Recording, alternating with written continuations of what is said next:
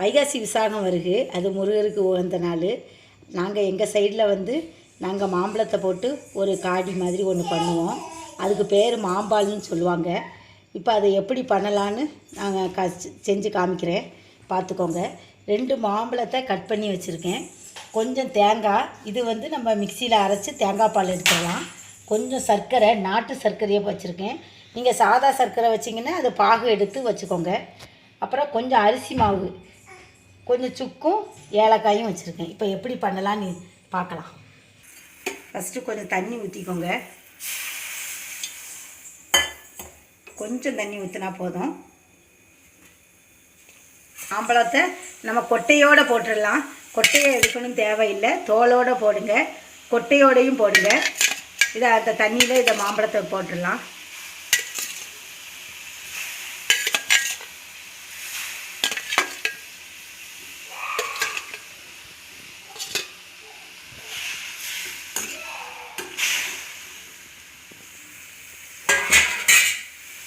இந்த நாட்டு சர்க்கரையை நம்ம அதில் போட்டுடலாம்.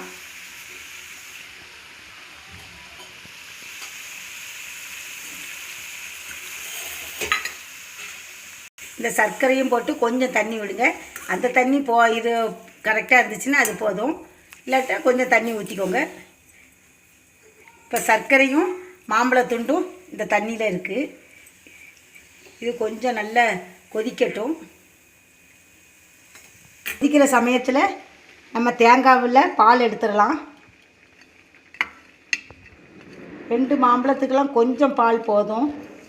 நீங்கள் ஒரு கிண்ணம் ஒரு 2 டீஸ்பூன் எடுத்தால் போதும் பால்.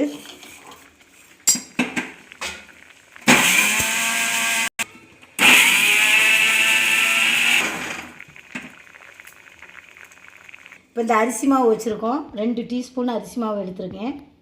இதில் கொஞ்சம் தண்ணி விட்டு கலக்கி வச்சுக்கலாம்.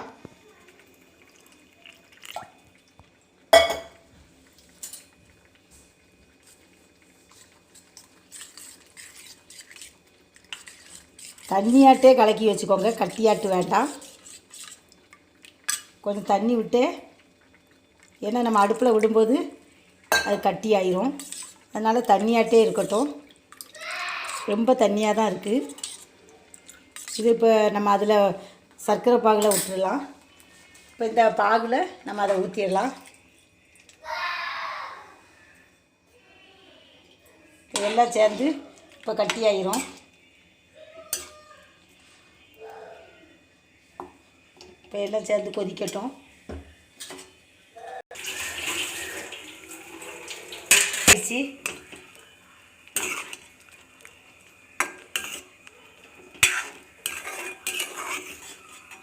கொதிச்சிருச்சு.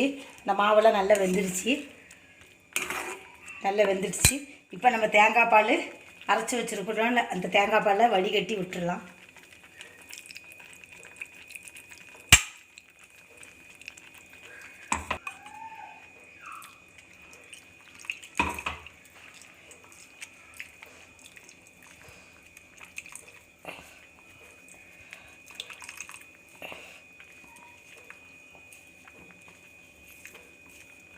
இப்போ தேங்காய் பால் விட்டாச்சு. தேங்காய் பால் விட்டு ஒரு கொதி வந்தோடனே நம்ம எடுத்துட வேண்டியதான்.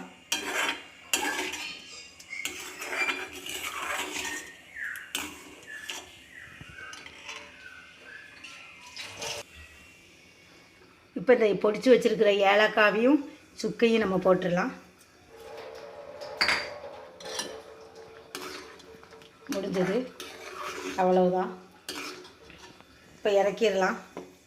தேங்காய் பால் விட்டு ரொம்ப கொதிக்க வேண்டாம். இன்னும் ஒரு கொதி கொஞ்சம் கொதிக்குது, போதும். நம்ம அடுப்பை ஆஃப் பண்ணிடலாம். இப்போ மாம்பால் ரெடி ஆகிடுச்சு. ஊற்றிடலாம், ட்ரான்ஸ்ஃபர் பண்ணிடலாம்.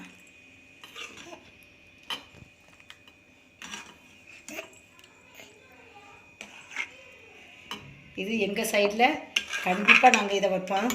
வைகாசி விசாகத்துக்கு இது சாமிக்கு கண்டிப்பாக நாங்கள் படைப்போம், முருகருக்கு. அதுதான் உங்களுக்கு செஞ்சு காமிக்கிறேன்.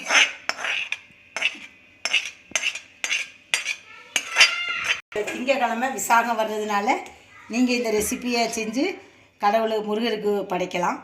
இந்த வீடியோ பிடிச்சிருந்தால் லைக் பண்ணுங்கள், கமெண்ட்ஸ் கொடுங்க, மறக்காமல் சப்ஸ்கிரைப் பண்ணுங்கள். தேங்க்யூ.